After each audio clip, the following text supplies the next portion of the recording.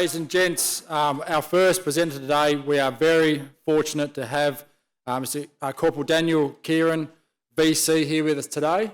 They say a picture paints 1,000 words, an excellent video paints even more, so I will go to the video. Thank you.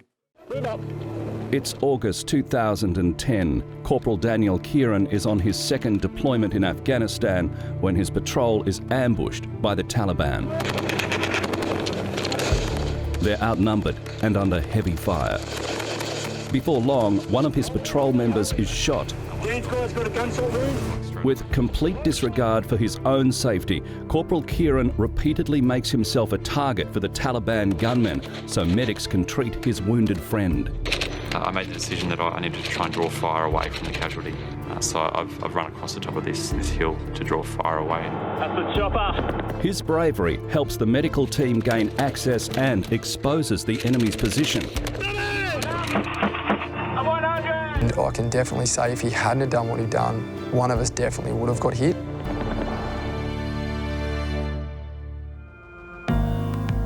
Daniel Kieran was born in regional Queensland in 1983. He joined the Army at the age of 17. He served the Defence Force for 15 years with tours of East Timor, Iraq and Afghanistan. A man selfless in the face of threat, courageous in the face of terror. Corporal Kieran's valour on the battlefield that day in Afghanistan earned him the Victoria Cross, the highest military award in the British Commonwealth. Only 100 Australians have received the medal since it was created by Queen Victoria in 1854. Comparable to the United States Congressional Medal of Honor, the Victoria Cross is awarded to service people who put themselves in situations of extreme danger and go beyond the call of duty. Today, his distinguished career continues in the corporate sector.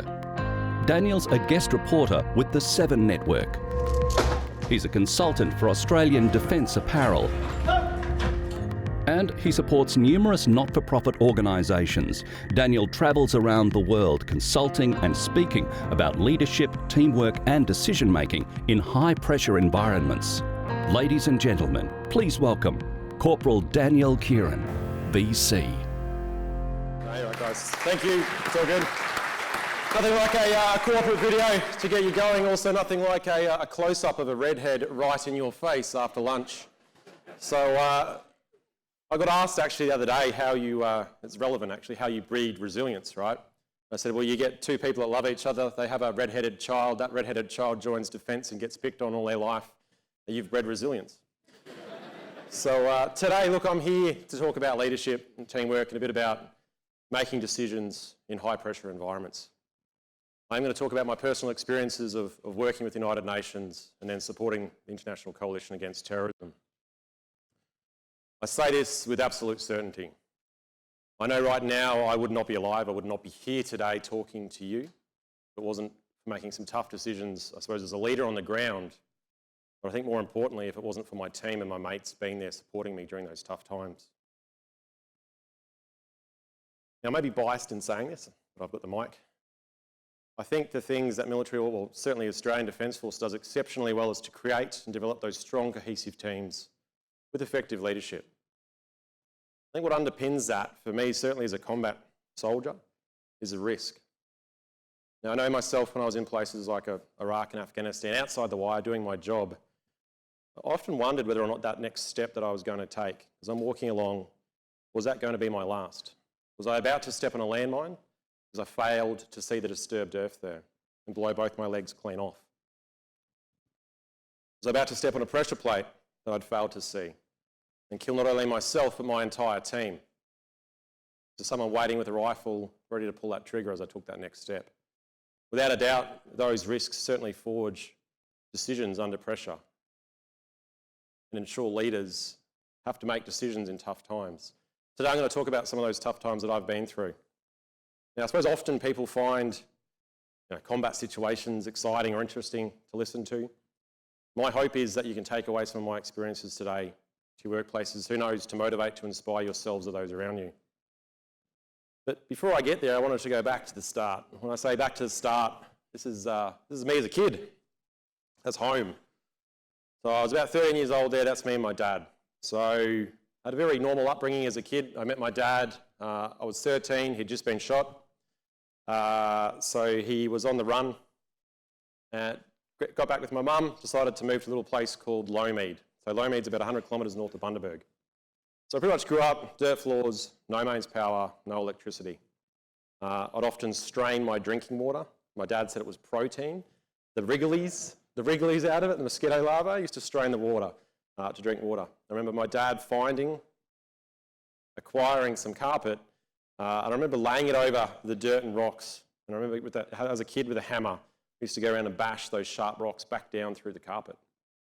Now I started riding bulls, breaking in horses, all those things you do as a kid. I didn't have a whole heap in my life, let's be honest.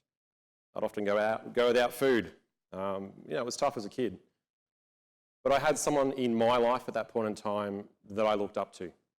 Someone that certainly motivated me, someone that inspired me to want more in life and do more with my life. And for me, that person was my grandfather. I was very fortunate. He was probably the only positive person in my life back then. He certainly motivated me and inspired me to join the Defence Force.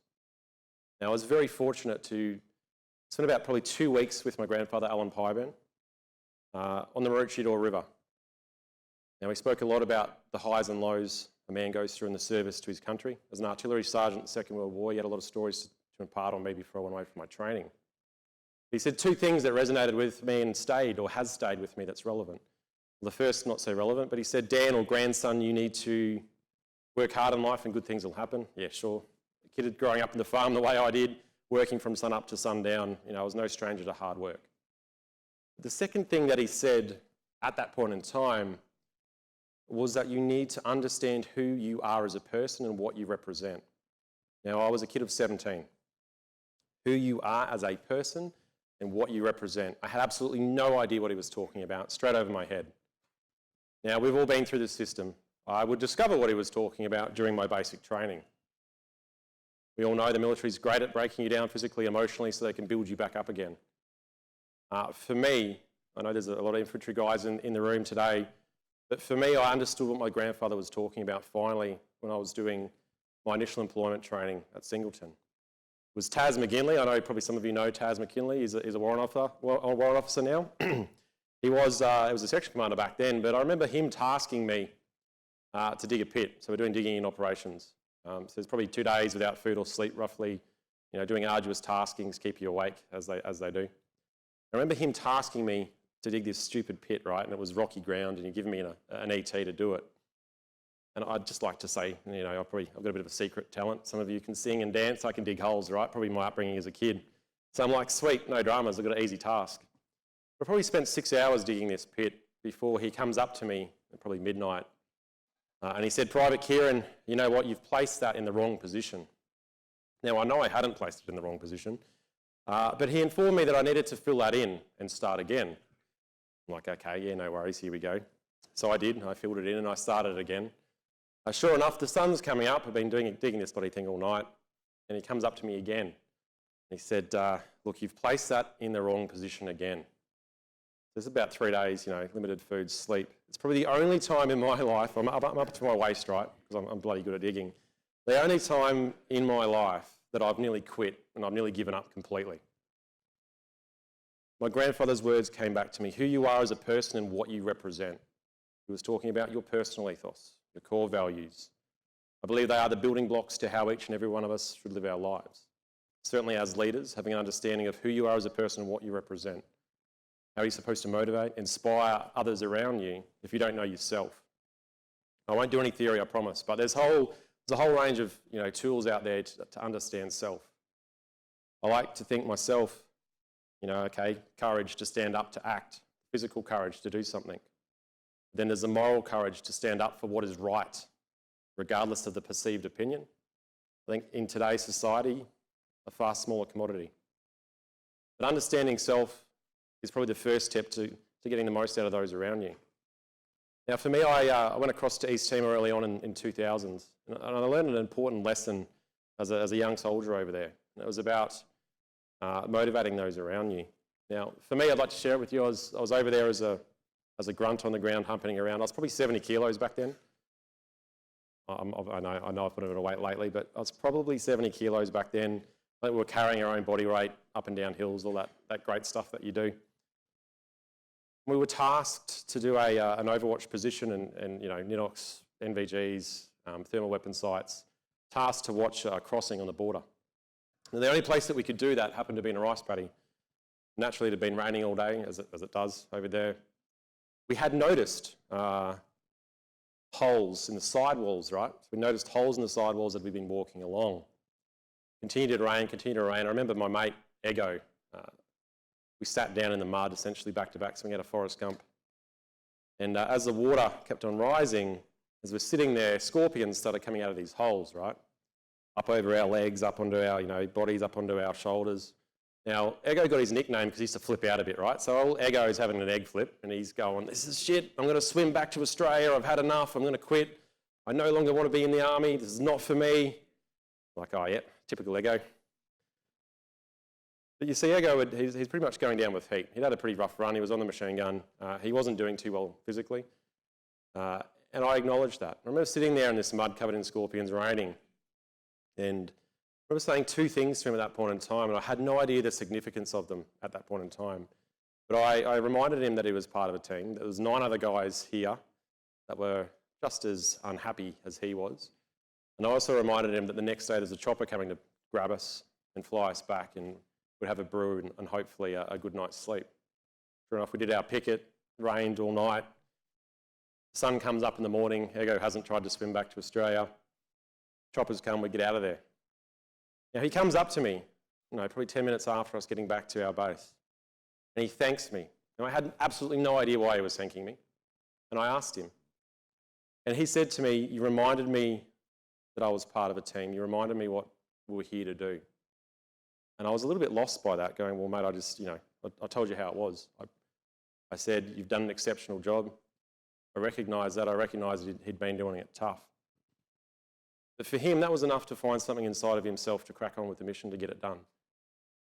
He had a weak heart, old Ego, and I was surprised that he stayed there that night. But for me, that was an important lesson going forward. That ability to motivate and to inspire those around you often is achieved by setting the example.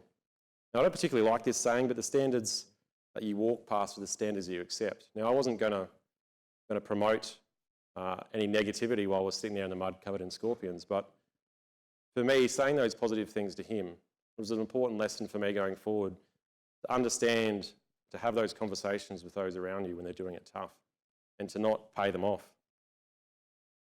Now for me, I went to Iraq a couple of years after that, I think 2006, I jumped forward a little bit, and I wanted to share with you a sort of story. I am going to talk about Afghanistan and the VC action and talk about losing mates and that towards the end of the presentation, but I thought I'd share with you something else. And I know there's a couple of guys in the room that were there with me that particular day. We're in a little place called Ramatha. So my job over there was relatively boring most of the time. We'd drive from point A to point B in the Bushmaster vehicles, convoy protection. But I remember this one particular day we'd been given a new tasking, new job. And we were to go to Ramatha, this place in Iraq, to sit down with an Iraqi captain and discuss what was going on in the local area. Naturally, our planning cycle kicked in. But I remember as soon as we got into the town itself, we couldn't actually get into the compound we wanted to. We'd been blocked off, so there's pretty much one way in and one way out. So our boss at that point in time made a decision to only take a few vehicles into this compound. It punched a couple of snipers up into a tower. Bushmasters with about 30 soldiers were punched out, a couple of 100 metres outside. They had a couple of labs in support as well. Now they finished the meeting, they sat down and had this chat. And then sure enough, our snipers got engaged, got contacted. And I still sort of remember the fear in their voice. So they were getting absolutely hammered. I was about probably 300 metres away. I was on a Mag-58. I remember swinging round and there was a 3-storey building across from this compound. There's muzzle flashes in the building and they're getting absolutely hammered by a number of different positions. There's dirt and dust that are kicking up. I hear the fear in their voice as they're trying to engage. These guys are running back and forward. Now, naturally, our guys in the back of our vehicles, adrenaline's up, I'm shooting away on top, they know something's going on, jump out and start assaulting forward. So they're assaulting across open grounds, probably 200 metres, 250 metres. Starting to attack this building. As the guys in the compound, snipers get out, trying to get the hell out of there, one way in, one way out, remember. It was probably halfway through this, the labs start driving in, they're about to level this building. And everyone, is there any Americans in the room? No, that's good. So everyone knows the Yanks just love dropping bombs, right? So you can hear this thing circling, like, oh shit, please don't target us. The assault's going well. We've got the initiative, we've got these guys on the ropes, we're absolutely hammering this building. The next door, we had no idea, but next door, there was a school. So everything's going well and there's double doors open and there's kids running around, right? So you've got assaulting force going, attacking this building, and you've got school kids running around everywhere. We thought, shit, we're about to create an international incident. The commander on the ground stopped the attack. The labs didn't fire, didn't drop any bombs that day, called the attack back. Now, I'd have to admit that at that point in time, I was absolutely devastated. I was actually angry. It's like, come on, we got these guys. This is the first opportunity we've had a proper crack at them. Been here for 3 months. All I've been doing is laying IEDs. All we've been doing is clearing IEDs out of the way. And we've finally got these buggers and we can, level this building. I completely forgot about what we set out to achieve that particular day. The mission, the task was have the meeting. The meeting had concluded. It had finished. We'd set out what we set out what we had tried to achieve, and we had achieved it. Our busy lives, often we forget about what we set out to achieve in the first place. And for me, it was, I suppose, an important lesson that set me up for later on, and certainly Afghanistan, about myself and not losing sight of what's important and not losing sight of what you set out to achieve that particular mission or that particular day. Now for me, Afghanistan 2010, it's a while ago now. I often say I was once a soldier, and in some ways it is true. I've been out for a while now. I'm still a reservist, qualified as representative duties. Let's be honest, I work for the public relations team. Occasionally, put the uniform on, have a haircut and a shave. But 2010 was a while ago. I wanted to talk about some of the things I went through that particular day, but because I wasn't alone, I was there with my team and my mates. Now, I suppose to set the scene for you, Anna Joy was a new area of operation. The Dutch forces had pulled out, had Americans sort of going in there as well, and we'd taken over from Anna Joy, and I think there was about 12 French Foreign Legion soldiers in this particular area. So naturally, being Australians, we wanted to put 24 soldiers in there that could only fit 12. We made it work. We had guys sleeping on the roof, guys sleeping outside of the patrol base itself. So that's the patrol base. It kind of looks like home for me, dirt floors. We had power butts, so that was good. Had an A&A team, so my job or role or task was that of a mentor. So I was there to train the Afghan National Army to get them to a standard where they could look after the security of their country. So our Afghan, I'm about to call him Taliban, I think he was, but that was our Afghan platoon commander that we had, who was responsible for the 20 Afghan National Army soldiers that were there to mentor. So what had actually been going on? So we had, it was very busy there. Derapet itself was the village that was near Anna Joy. Potentially, or what the French limit of patrol in there, you can see in the red there, they hadn't really gone past a certain area. So they'd gone up there, they said, hey, you get shot at if you go past this area, so they stopped going up there. Their operations were pretty much VCP. They'd walk out of the patrol base, down the hill, set up, do some checkpoints, grab some data, and that's pretty much all they were doing. They had lost, unfortunately, a guy in a soft-skinned vehicle. As you can see, there's a coalition KIA, so they're up the top there, where they'd rolled across, and unfortunately 5 guys got killed just before we took over the base. So we knew that there was IEDs in the area.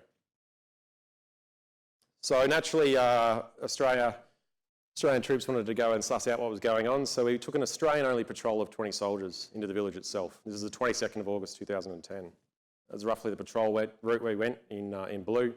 We had Victor 11, so we had a couple of gun cars with us supporting us this particular day. And sure enough, we got troops in contact at the end of the valley.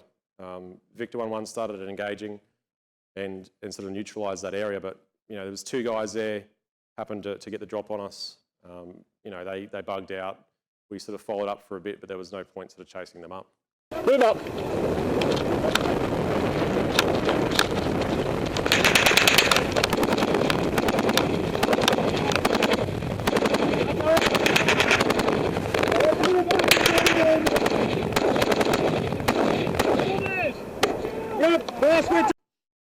That was the footage from the day. So they come around the corner, engaged, got shot at, yep, no dramas. So we knew that there was potential enemy in the area.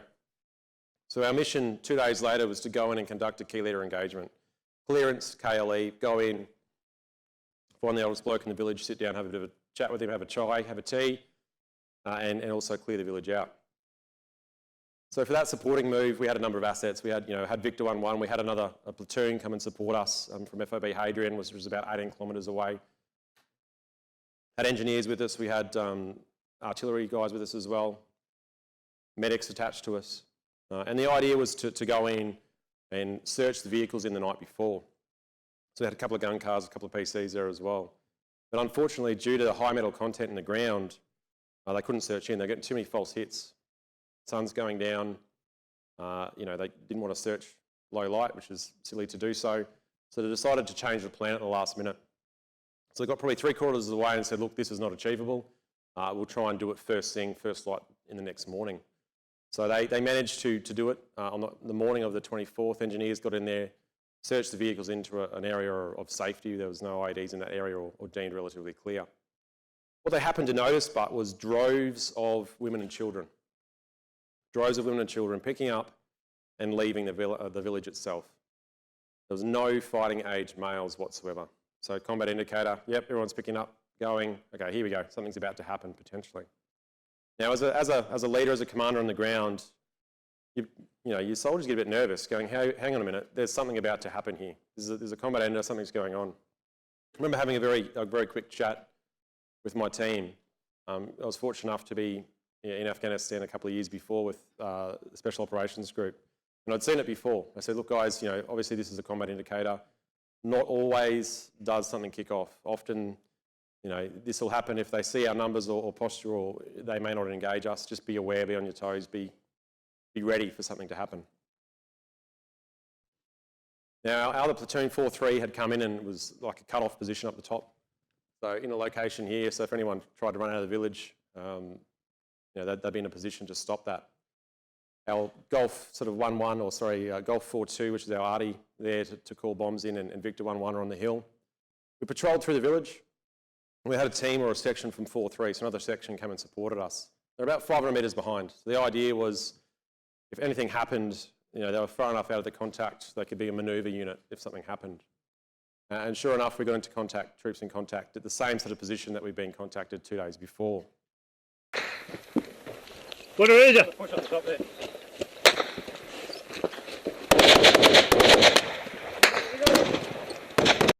That's me running up the hill. So getting shot at, I remember walking around the building. There's a guy with a PKM probably 80 metres in front of us in an aqueduct.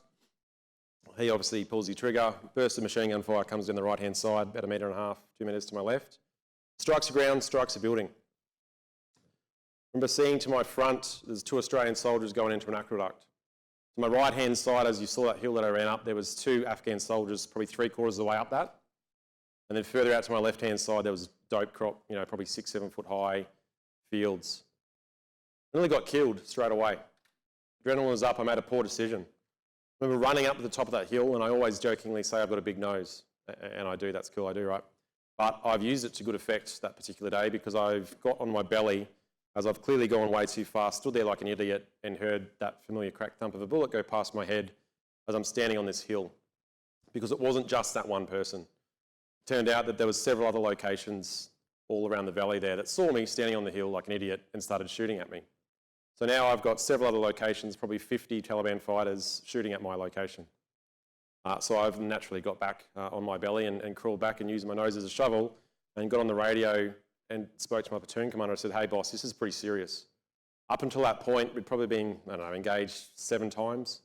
Once a month, roughly every 4 weeks, someone would have a crack at us. Nothing too big, maybe 2 or 3 guys, 4 guys max. But this was pretty serious straight away. You could tell that this was a well-coordinated attack. I remember telling my platoon commander that and he goes, let's have a crack at them. I'm like, okay. So the idea was to assault forward. We'd get into the aqueduct, assault forward, I'd maintain my position on the high ground. I ended up having all the Afghan soldiers up in my location for the first half an hour. So there's about 20 soldiers, right? At some point, I had a guy with an RPG, it had 3 rockets. At some point during this, I'm still getting shot at right on top of this hill because there's nothing, there's no cover there whatsoever. And I'm there with rocks. I'm literally there with rocks trying to explain to him that this is the target, this is your RPG, and you need to fire your rocket and hit the target. That is the only way that I could communicate with him because we had no interpreters anywhere near us. So that's what we were dealing with. I was literally running back and forth along this line of all these Afghan soldiers who had machine guns, ensuring that they weren't firing on our troops as they kept on popping smoke as they were assaulting forward.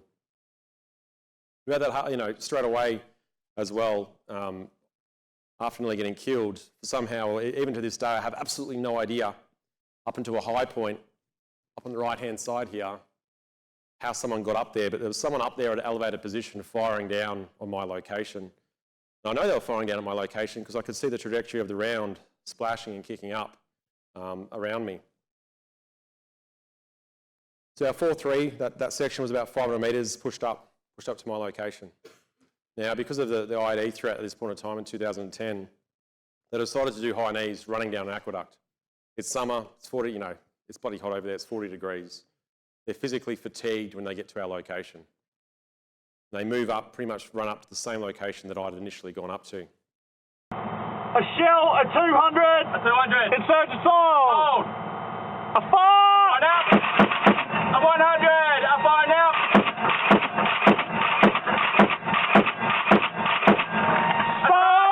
Stop. Observe, see if they're moving.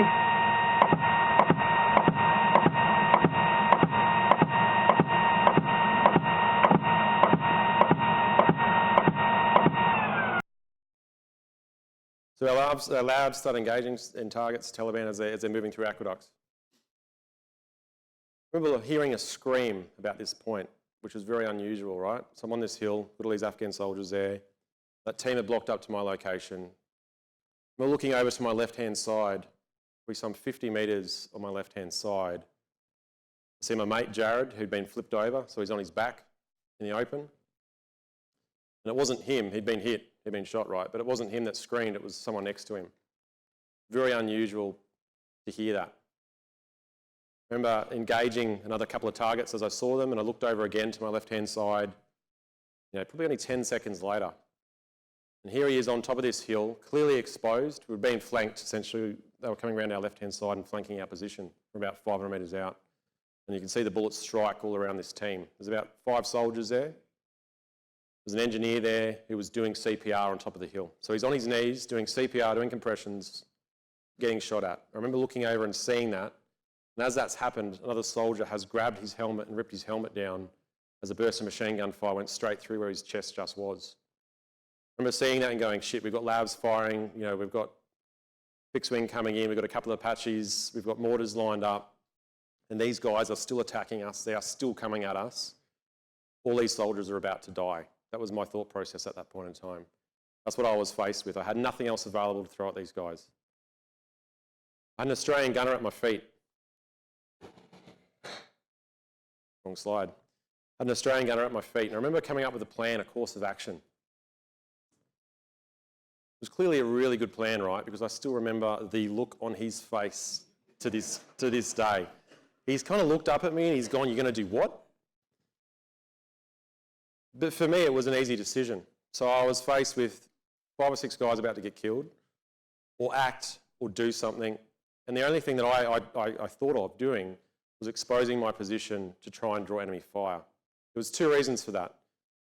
The first one was, yes, to draw enemy fire away from the casualty. But the second one, which I thought was the more important, was to try and identify targets. We had a JTAC there. We were having a really tough time identifying where these locations were, where we were getting fired upon. So the closest was probably, I don't know, by that stage, 50 metres. The furthest was out 500 metres. Across a valley, summer, it's hard to find out. It's hard to find targets. So I remember standing up, I took a couple of steps forward, hear that familiar crack thump of a bullet goes past your head, and then start moving to my right quite quickly. And as I've run along this hill, probably 50 metres, I remember seeing the strike of the ground, but the bullet strike in front of me, so I've slowed down, it's behind me, it's literally all around me, right? Somehow I managed not to get killed. Now I should be dead, should absolutely be killed right now. Somehow I wasn't. I remember coming back off the hill, up to my mate, and I sort of looked at him and he goes, "Oh, it's working." I said, "Yeah, no shit, it's working, mate."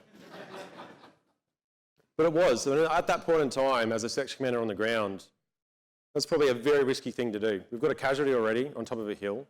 was at the back of my mind as well. If I had been shot, and I expect, let's be honest, I had plates on front and back, I hoped I took one on the plate, right? I had faith and I had trust in my team that they would grab me, they would drag me off the hill and throw me in the chopper that I knew was coming to get my mate. But tactically, at that point in time, if I had been hit, we probably would have lost the advantage at that point in time. That was at the back of my mind as well. We'd already achieved that advantage, the tactical advantage. We'd finally got them on the back foot nearly, but they're sort of still coming at us. If I had been a casualty right then and there, the whole attack probably would have gone to shit. And I was aware of that.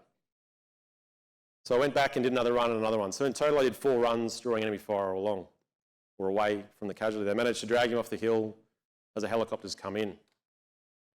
Now, we didn't know at that point in time, it had been a radio call, he'd been shot in the arm. Now, we had guys, had been injured before. We didn't think really much of it.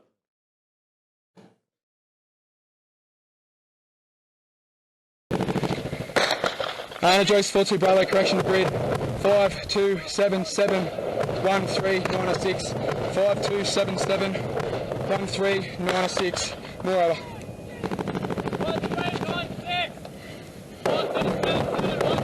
40 Bravo 3 Alpha by 1 Alpha by 1 4 stop specialist equipment Alpha 5 stop number of patients litter by 1 security or pick up site more 40 Bravo security or pick up site Echo 7 stop marking of pick up point smoke Charlie smoke 8 stop Alpha by 1 9 stop more over.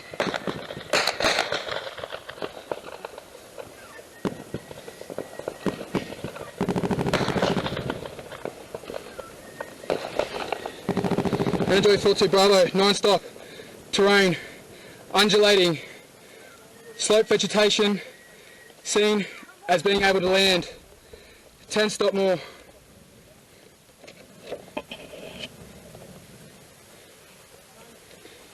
Bravo 10 stop medical information missed Mike gunshot wound India gunshot wound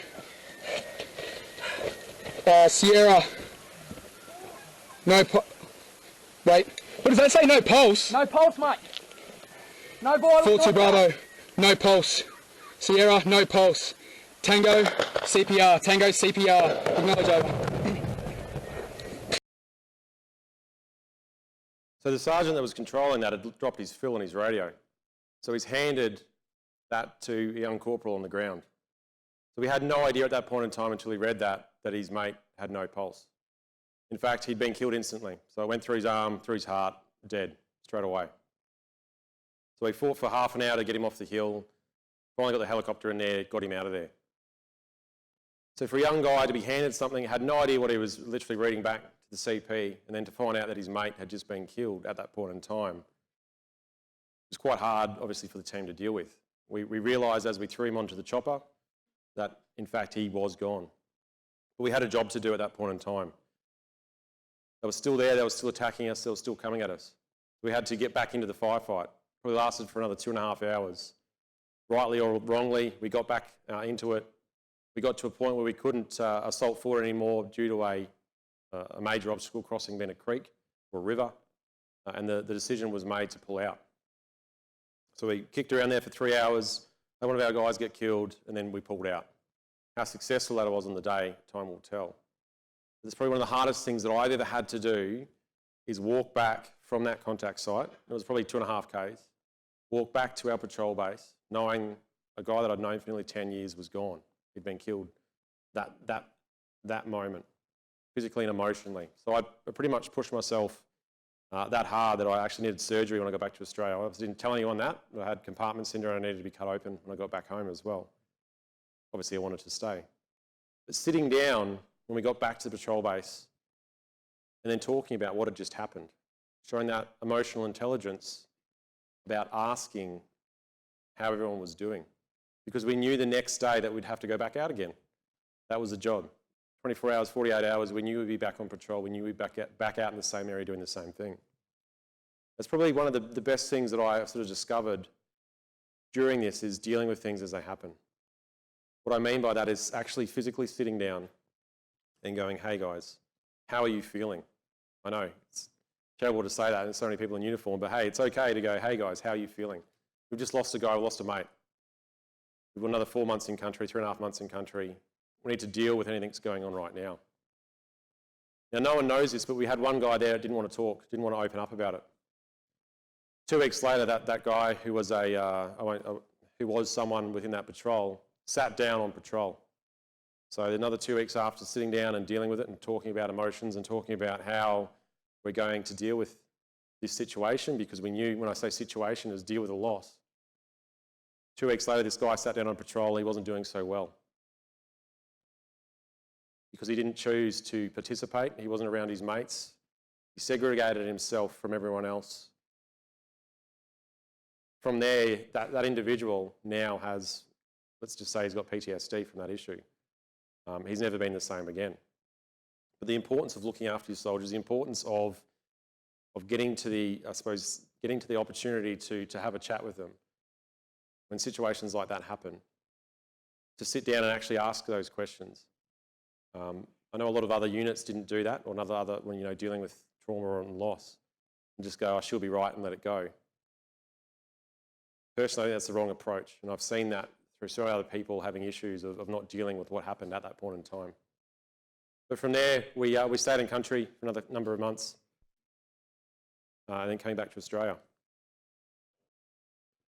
I know I've probably gone over time, so I wanted to close off quickly. For me, after leaving Defence, I decided to pursue a mining career. So naturally, I couldn't get a job when I left Defence, right? So I remember driving across in my ute to Kalgoorlie, because that was the thing to do, right? I'm going to go get a mining job, get paid heaps of money. I slept on the side of the road. I got to Kalgoorlie, and I started work actually the same day I got to Kalgoorlie. But I remember being there for a couple of weeks in Kalgoorlie. It was literally 2 weeks into the job, and I was drilling as an offsider. So I was working on one of these RC rigs, probably one of the hardest physical labour jobs I've ever done in my life, right? And it's literally, they pump dirt out of the ground into a bag, and you're picking up dirt and walking it over and putting it down. That's what you're doing all day. So it's great, right? Using your brain heaps for that. But we had this young Kiwi kid, and he's probably 18, first time off the island, right? So got a job in Cal, and I could tell that there was something not quite right with him. And I remember, so 2 weeks in the job, mind you, had that conversation, and he started opening up to me, and he's like, "Oh, my missus is pregnant, I'm, first time I've been away from home," all these issues, all these dramas, right? I'm like, goodness, okay. No worries, mate, yep, back to work the next day. So 24 hours later, he came up to me again, and he started talking about self-harm. I'm like, whoa, okay, this has gone to a whole new level. I remember going to our boss, a driller, and I remember saying, "Hey, look, this young guy needs to get out of here. He needs a timeout, right? This is environment right now, in the middle of nowhere, is no good." I still remember his comment. He said, "Tell him to harden up, princess." So that was his response as a manager, harden up, princess. Let's just say I don't get angry very often, but that's probably one of the few times in my life that was quite upset by that comment. So naturally, me being me, I remember early on I talked about that personal ethos, core values. I wasn't going to have this. I remember getting onto the sat phone, calling the boss of the company. Let's just say that guy was on the first plane out of there, the driller, and the young Kiwi kid, to get out of there and to look after his mental health and to look after him. He's still at that company this day. He is now a general manager, absolutely kicking goals there. The importance of looking after your people, looking after your teams, that's one of those things, those stories that sort of resonated with me, and I'm thankful that I had the ability and the courage to stand up to someone when I thought I was going to lose my job at that point in time. Never underestimate that, of what you represent, who you are as a person, what you represent, and how important that is for your own self. With that, ladies and gentlemen, I know I've gone over time, so I wanted to close up by saying thank you for the opportunity to have a bit of a chat with you today. Hopefully you've got at least something out of me telling you a few worries. And I don't have red hair anymore. It's sort of going brown, just letting you know. Thanks, everyone. Cheers.